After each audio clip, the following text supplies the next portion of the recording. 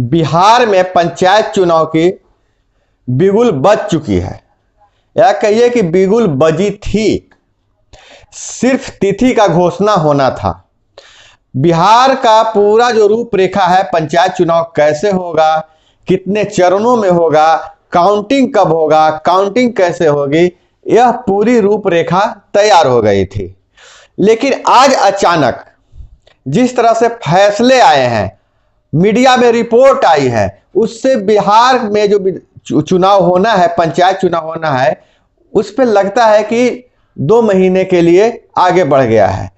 और जिस तरह से हेडिंग बना है खबरों में कि 6 अप्रैल के पहले फैसला ले राज्य निर्वाचन आयोग व चुनाव आयोग, राज्य निर्वाचन और चुनाव आयोग, मतलब कहने कि राज्य निर्वाचन आयोग और केंद्रीय चुनाव आयोग फैसला ले, तब हम मामला को में हस्तक्षेप करेंगे, पहले उन लोग आपस में समझौता कर ले। तो क्या बिहार का जो पंचायत चुनाव की तिथि आगे बढ़ गया है? क्या बिहार में जो पंचायत चुनाव होना है वह जून से आगे जाएगा? और इधर देश में कोरोना के भी जो जिस तरह से जो सेकेंड स्ट्रोम बढ़ रहा है, कोरोना का जो दूसरी लहर आई है, उससे भी चुनाव पे फर्क पड़ने की उम्मीदें हैं, ऐसे लोग आशंका व्यक्त कर रहे हैं। इस सारी बातों को हम क्लियर करेंगे कि क्या है राज्य निर्वाचन आयोग और केंद्रीय निर्वाचन आयोग में, क्या ईवीएम के मामले पर क्या पेच फंसा हुआ है, और कैसे दोनों जो मामला हाईकोर्ट में गया तो क्या हुआ, हाईकोर्ट की टिप्पणी क्या हुई, और क्या 6 अप्रैल लास्ट डेट है, क्या 6 अप्रैल के बाद ही चुनाव की घोषणा होगी? लेकिन ऐसी बात नहीं है, 6 अप्रैल के बाद पहले भी घोषणा हो सकती है। उस बारे उसकी भी समझेंगे, उसकी भी हम चर्चा करेंगे कैसे होगी। लेकिन उससे पहले हम अपना परिचय दे दें। नमस्कार, मेरा नाम है अभय कुमार, आप देख रहे हैं ठोक तंत्र। आप सबों से गुजारिश है, अगर आप इस चैनल पे नए हैं तो चैनल को सब्सक्राइब कर ले। नीचे वाला जो लाल बटन है उसको दबा दीजिए, सब्सक्राइब हो जाएगा। उसके बगल में फिर बेल वाला जो बटन है, घंटा वाला, उसको दबाकर ऑल सेलेक्ट कर लीजिए, ताकि मैं जब भी कोई वीडियो डालूं तो आपको पास सबसे पहले नोटिफिकेशन चली जाए, आप मिस नहीं करें। तो हम चर्चा कर रहे थे कि अभी जो फैसला आया है उच्च न्यायालय का, पटना हाईकोर्ट पटना का, कि उन्होंने सुझाव दिया है कि राज्य निर्वाचन आयोग और केंद्रीय निर्वाचन आयोग दोनों आपस में सहमति बना ले कि चुनाव की घोषणा हो सके। और चूंकि यह केंद्रीय चुनाव आयोग का नीतिगत फैसला है, इसलिए पटना हाईकोर्ट जो है त्वरित कोई उस पर हस्तक्षेप नहीं करना चाहती है, दोनों को मौका देना चाहती है। लेकिन बात हो रही कि मामला क्या है, मामला फंसा कहां है? तो देखिए, मामला फंसा हुआ है ईवीएम खरीद पे। केंद्रीय निर्वाचन आयोग ने एक नियम बनाया है, क्राइटेरिया बनाया है कि ईवीएम मशीन, वीवीपैट की जो भी खरीद होगी, उसके मॉड्यूल, डिजाइन, वो पूरा जो है उसको वेरीफाई करवाना होगा केंद्रीय निर्वाचन आयोग से। केंद्रीय निर्वाचन आयोग जब एनओसी दे देगा तो उससे चुनाव, उसकी खरीद की जाएगी और उसी से चुनाव होगा। मामला यहां तक तो ठीक है। लेकिन मामला फंसा कहां? तो वहीं राज्य निर्वाचन आयोग जो है से एक कंपनी से बात किया कि हमको इस तरह का ईवीएम मशीन, वीवीपैट चाहिए, उसकी डिजाइन की बात है, और उसकी खरीद की अनुमति मांगी।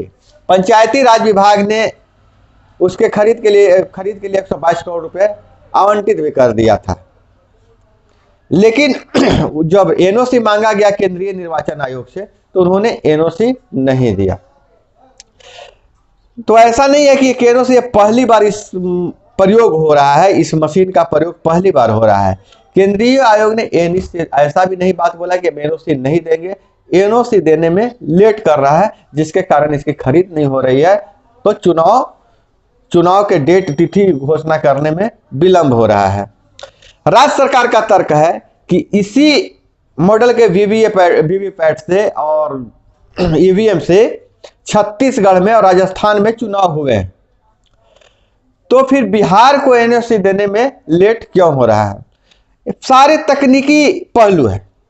ये तकनीकी पहलू यह है कि जो कंपनी जिस तरह का जो बिहार में उपयोग होना है वीवीपैट ईवीएम मशीन, उसी तरह का और बैलेट यूनिट उसी तरह का same EVM machine, same category का पूरे मशीनरी जो है से छत्तीसगढ़ और राजस्थान के पंचायत चुनाव में उपयोग किया गया है।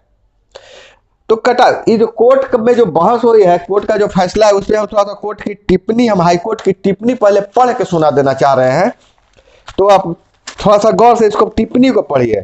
केंद्रीय चुनाव आयोग के नीतिगत फैसले में कोर्ट किसी भी प्रकार का हस्तक्षेप करना उचित नहीं समझता है। अगर आपसी सहमति से निर्णय नहीं हो पाता है तो अंत में कोर्ट को फैसला सुनाना पड़ेगा। जो पंचायत चुनाव में ईवीएम का प्रयोग होना है, जिस ईवीएम का उपयोग होना है, उसके मॉडल से लेकर सारे चीजों को केंद्रीय निर्वाचन आयोग से अनापत्ति प्रमाण पत्र लेना होता है खरीद से पहले। अब बिहार सरकार का आरोप है कि हम उसी कंपनी से खरीद रहे हैं जो इंस्ट्रक्शन है, जैसी जिस डिजाइन से ईवीएम से पंचायत चुनाव होता है उसी डिजाइन की हम कंपनी की बात की, हैदराबाद की एक कंपनी है उससे हम बात किए हैं, उसका हम डिजाइन आपके पास भेज दिए हैं। जब यहाँ तक कि बिहार सरकार जो पहले भी हम बताए थे कि आरोप यह भी लगा रहा है कि छत्तीसगढ़ और राजस्थान के चुनाव में जब इसी मॉड्यूल का उपयोग हुआ है तो बिहार को ईवीएम खरीदने के लिए एनओसी देने में केंद्रीय निर्वाचन आयोग को क्या आपत्ति है, क्या आपत्ति हो सकता है, क्यों नहीं दे रहा है अनापत्ति प्रमाण पत्र। तो अब हाईकोर्ट में इस मामले को जब जो मामला जो गया है हाईकोर्ट में, जो मामला गया है जिसको कोर्ट करके राज्य निर्वाचन आयोग गया है, उस हिस्से पे गया है कि आपको खरीदने के लिए किसी भी प्रकार का ईवीएम का उपयोग अगर चुनाव में करना है तो उसको खरीदने के लिए हमसे आपको एनओसी लेना पड़ेगा। और उस तो बात यहाँ पर ये नहीं है कि राज्य निर्वाचन आयोग को लेना होगा, मामला यहाँ पर यह है कि उस कंपनी को भी एनओसी लेना है, उस कंपनी को भी एनओसी लेना है। और जबकि राज्य निर्वाचन आयोग एनओसी मांग रहा है तो केंद्रीय निर्वाचन आयोग कह रहा है कि कंपनी को एनओसी मिलेगा, उसके बाद राज्य निर्वाचन आयोग को एनओसी मिलेगा। मामला यहीं पर फंसा हुआ है और मामला कुछ नहीं है, हमको लगता है कि नाक की लड़ाई है, लड़ाई कुछ ज्यादा बड़ी नहीं है। अगर उसी से होना ही है तो कंपनी को एनओसी ले और चाहे राज्य निर्वाचन आयोग के एनओसी ले, अब जिसको अब ईवीएम खरीद होगी तभी तो चुनाव होगा। और लेट हो रहा है, केंद्र निर्वाचन आयोग और राज्य निर्वाचन आयोग के दोनों के बीच में जो गलतफहमियां है, जो लड़ाई चल रही है, उसके चलते लेट हो रहा है। मामला अब कोर्ट में चला गया है और जब मामला कोर्ट में चला गया है तो फिर और कोई फैसला हो नहीं सकता है। हालांकि तैयारी पूरी जारी है, तो कभी भी घोषणा हो सकती है।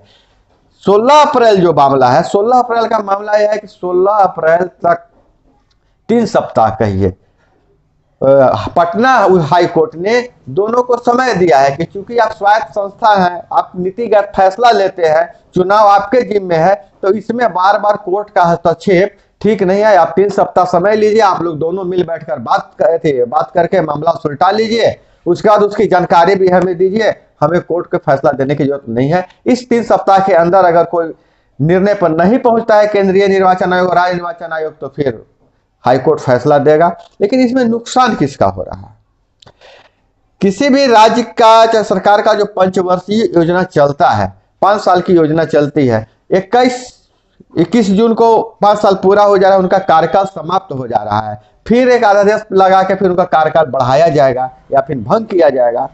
लेकिन जो गांवों में विकास कार्य होना है, उस विकास कार्य में प्रभावित हो रहा है, देर हो रही है। दूसरी चीज यह है कि अगर चुनाव नहीं हो पाता है, रिजल्ट 21 जून तक नहीं होता है, तो उसको 2 महीने या 3 महीने तक अगले वित्तीय वर्ष तक बढ़ाया जाएगा। अगर बढ़ाया जाएगा तो जो नया राशि है जो आवंटित होगा, नया राशि जब आवंटित होगा तो जो पुराने मुखिया जमे हुए, जो भी जनप्रतिनिधि जमे हुए हैं, जो भी अधिकारी जमे हुए, उनकी तो नजर उस राशि पर रहेगी कि अगर 3 महीना बाद चुनाव होना है, नया 3 महीना के अंदर इसको खत्म कर देना है, तो फिर वो अंतिम राशि की लूट की जो गुंजाइश है वो बढ़ जाएगी। इसलिए राज्य निर्वाचन आयोग और केंद्रीय निर्वाचन आयोग को दोनों को चाहिए कि जनहित को देखते हुए आप आपस में फैसला मतलब सुलझा ले मामला, और ईवीएम खरीद का मामला सुलझा ले। बाकी पूरी तैयारी होगी, पंचायत चुनाव की जल्द ही तारीखों की घोषणा कर देनी चाहिए। तो दोस्तों यह थी, ये पूरी अब जानकारी आपको समझ में आ गया कि क्या मामला है, और 16 अप्रैल के बाद ही घोषणा होगी, ऐसी कोई बात नहीं है, उससे पहले भी घोषणा हो सकती है। पंचायत चुनाव से संबंधित जो भी अपडेट नहीं आती है, मैं आपके सामने सबसे पहले आपके सामने पेश करता हूं, आपको रूबरू कराता हूं। लेकिन एक जानकारी और देना चाहता हूं कि आपकी सवालों की मैं लिस्ट बना रहा हूं, सवालों के अनुसार हम सबका जवाब देंगे और हर सवाल पर एक एक वीडियो बना देंगे। अब अलग अलग वीडियो बनाने की जरूरत है, क्योंकि मैं देख रहा हूं कि वही सवाल फिर से जिस वीडियो में जो बताया जाता है फिर उसी से दोहरा दिया जाता है। और दूसरी बात यह है कि लोग बार बार यह पूछ रहे हैं कि पति नौकरी करते हैं, पत्नी नौकरी करते हैं, चुनाव लड़ सकते हैं कि नहीं लड़ सकते हैं। देखिए, पति हो या पत्नी हो, अगर सरकारी नौकरी में जो नहीं है तो चुनाव लड़ सकता है। पति सरकारी नौकरी में है तो पत्नी लड़ सकती है, अगर पत्नी सरकारी नौकरी में है तो पति लड़ सकता है। इसमें कोई किंतु परंतु नहीं है, कोई ऐसी कुछ शंका की बात नहीं होनी चाहिए। और एक सूचना आपको और देनी थी कि जो हम अभी तैयार कर रहे हैं एक आपके लिए एक पूरा एक सिलेबस तैयार कर रहे हैं कि चुनाव में कैसे जाएं।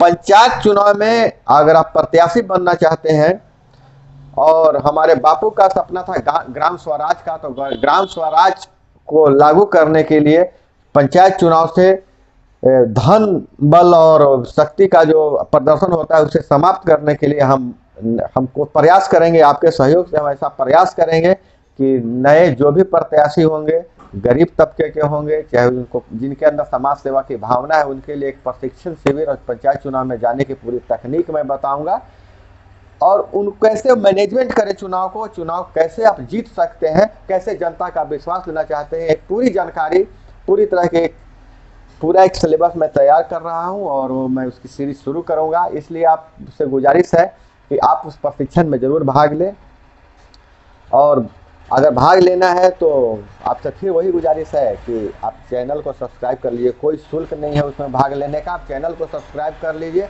अगर वीडियो पसंद आए तो उसको लाइक कीजिए, शेयर कीजिए, और मिलते हैं फिर अगले वीडियो में। आपसे विदा लेते हैं। नमस्कार, जय हिंद।